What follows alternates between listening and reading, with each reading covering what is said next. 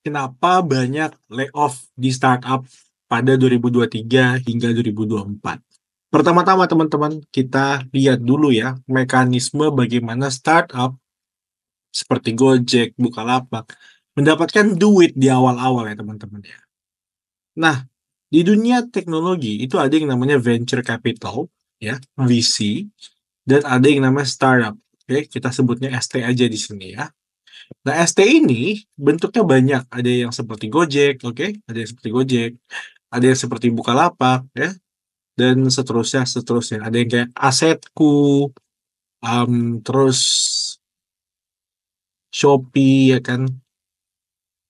Nah, ada juga yang berbentuknya seperti Lazada, ya banyak lah seterusnya. Nah, VC adalah investor yang menaruh duit ke startup. Jadi mereka menaruh duit ke startup, teman-teman. Nah, VC ini mendapatkan duit dari siapa? Dari orang yang kaya, yang disebut High Net Worth Individual, ya, HNWI.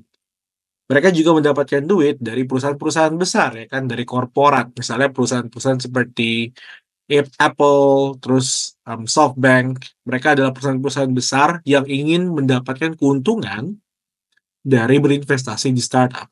Jadi orang-orang kaya dan perusahaan-perusahaan yang banyak duit, mereka itu menaruh duit ke dalam venture capital. Venture capital berarti mereka lah yang mengelola perkumpulan uang yang mereka dapatkan dari orang kaya, perusahaan banyak duit, dari dana pensiun, dan seterusnya. Jadi venture capital ini mengumpulkan duit-duit besar itu, dan mereka kelola. Jadi mereka disebut fund manager, FM, ya. Nah, bahasa mereka disebutnya general partner. Mereka adalah partner yang mengelola uang tersebut. Orang yang memberikan duit ke venture capital atau badan yang memberikan duit kepada venture capital disebut LP, teman-teman. Atau limited partner. Kenapa disebut limited? Karena mereka memberikan uang ke venture capital untuk dikelola. Selesai. Ya, selesai. Mereka memberikan mandat mungkin, tapi dalam kesehariannya itu dilakukan dan dioperasikan dengan para fund manajernya, disebut general partner atau venture capitalnya. Nah, pada saat venture capital udah nerima duit dari orang-orang kaya, perusahaan besar, mereka kumpulin dan mereka deploy. Mereka berikan uang itu ke dalam startup, teman-teman. Mereka injeksi modal tersebut ke startup, ya. Nah, bentuk injeksinya itu ada seperti membeli saham langsung, atau memberikan utang, atau memberikan convertible bond, di mana utang tersebut akan berubah menjadi saham di kemudian hari, atau mungkin mereka memberikan utang dan nanti utang itu akan dibayar di kemudian hari. Tapi poinnya adalah mereka memberikan duit dengan ekspektasi satu hal, return, keuntungan di akhir nanti, teman-teman. Mereka taruh duit 1 juta, mereka mau balik 3 juta, 5 juta, 10 juta, dan seterusnya. Ya, jadi permainan di startup, ya, berinvestasi di startup, itu bukan berinvestasi untuk mendapatkan keuntungan 5%, 10%, 20%. Enggak. Itu permainan untuk mendapatkan keuntungan 10 kali lipat, 20 kali lipat, 30 kali lipat. Kenapa bisa begitu, teman-teman? Karena pada saat mereka menaruh duit ke startup, katakan startupnya itu awal-awal, ya, katakan awal-awal dihargai 100 juta, ya kan?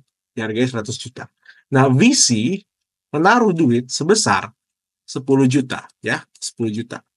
Jadi, startupnya dinilai 100 juta. Mungkin baru ada aplikasi yang dirilis di Play Store, atau mungkin baru ada akun Instagram dengan follower 30.000, 40.000. Tapi intinya udah ada produknya, atau udah ada awareness terhadap produk tersebut ya. Ada namanya.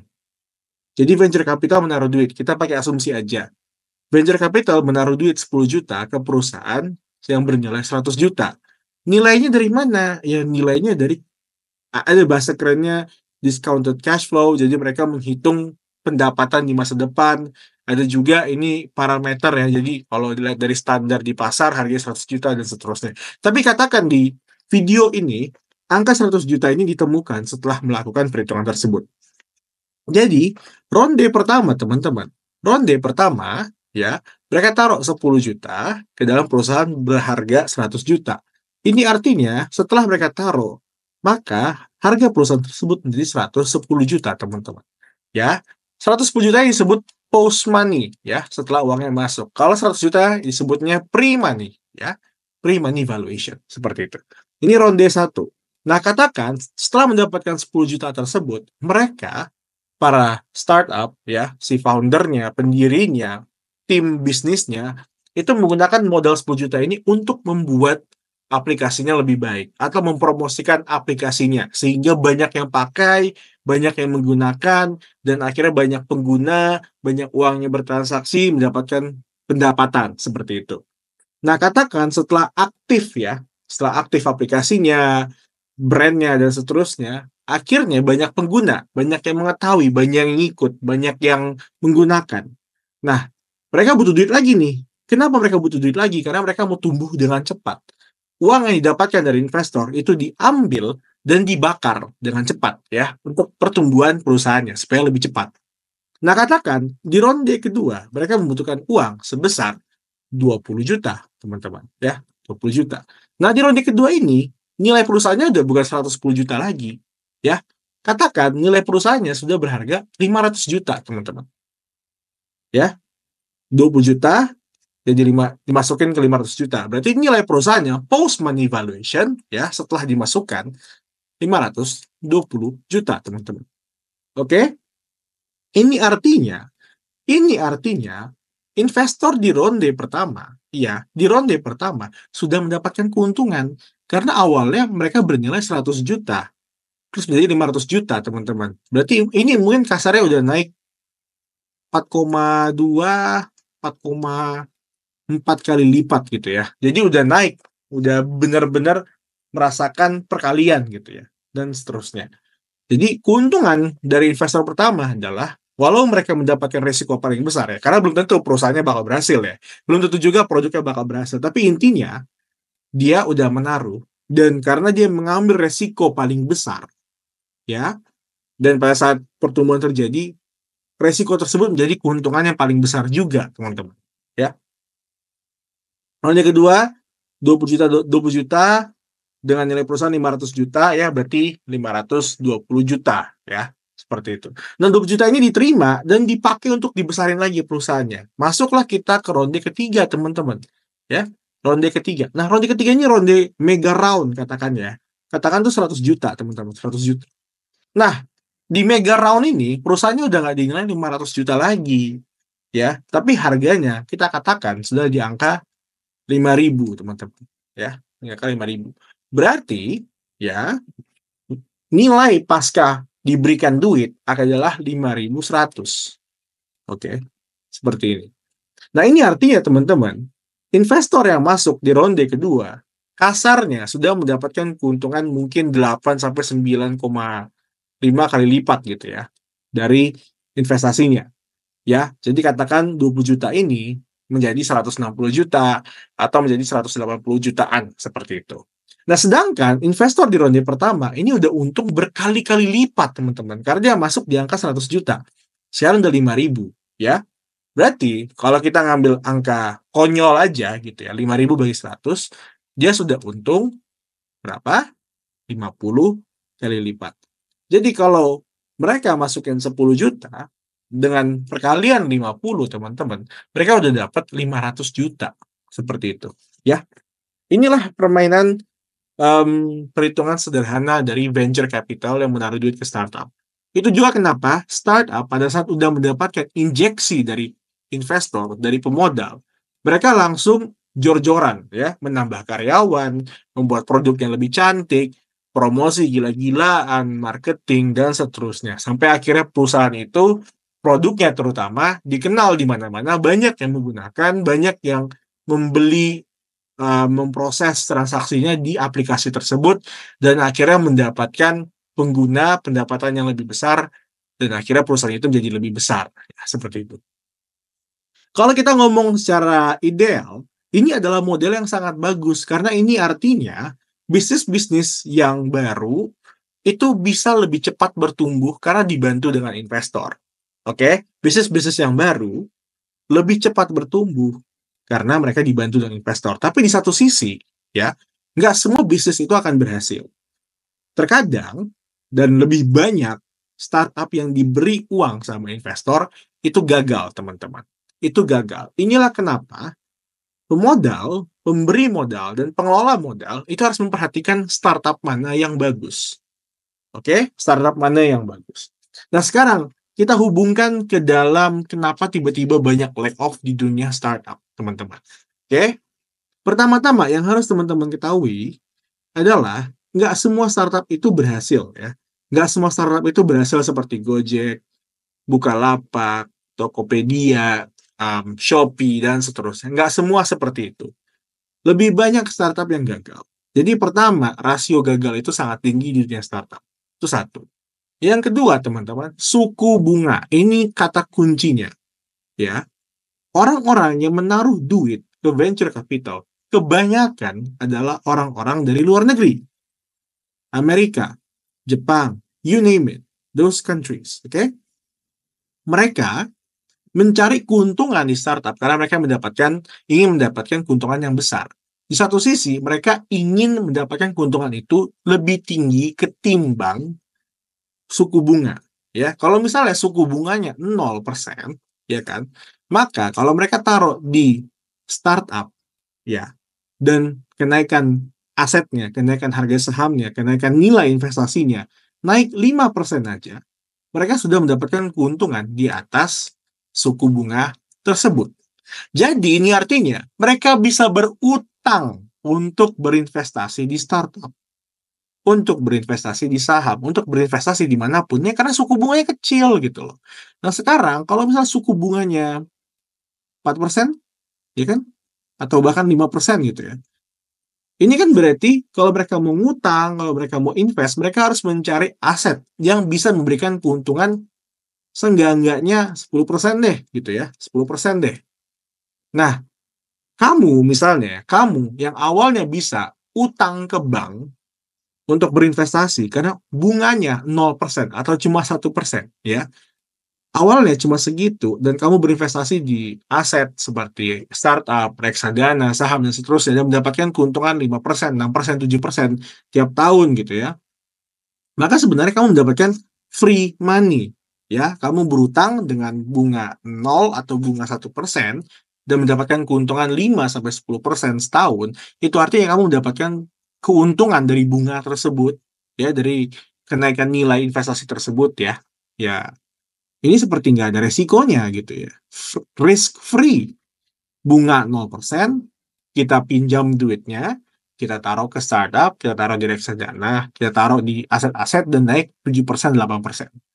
Nah sekarang pertanyaannya, kalau tiba-tiba suku bunga naik 5%, kalau teman-teman ngutang 100 juta, dan di akhir tahun akan menjadi 105 juta karena kenaikan bunga 5%, maka teman-teman harus mencari aset atau benda yang bisa menghasilkan minimal 10%. Jadi 100 juta menjadi 110 juta.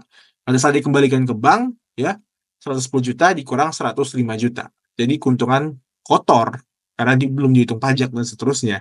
Keuntungan kotornya adalah 5 juta atau 5%. Berarti teman-teman harus mencari aset yang bisa memberikan keuntungan di atas 5%, di atas suku bunga.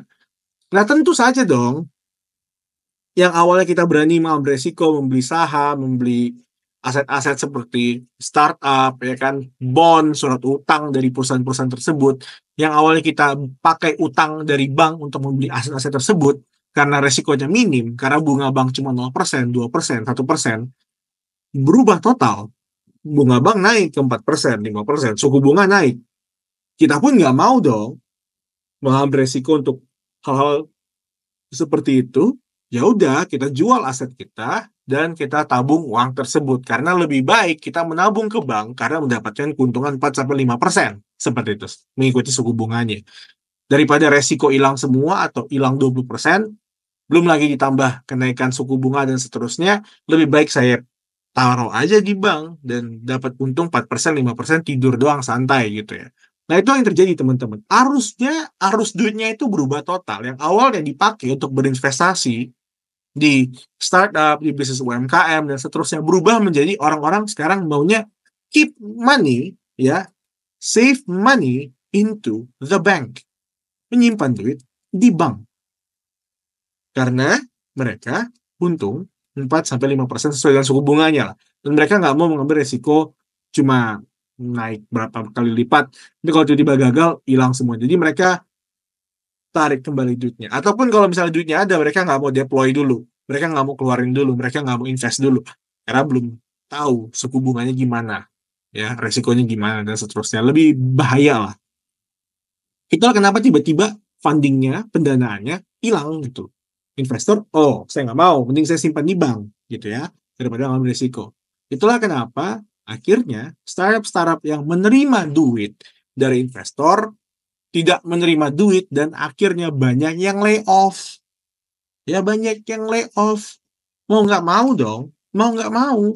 Seperti itu. Kenapa seperti itu? Karena saya jujur-jujuran aja ya.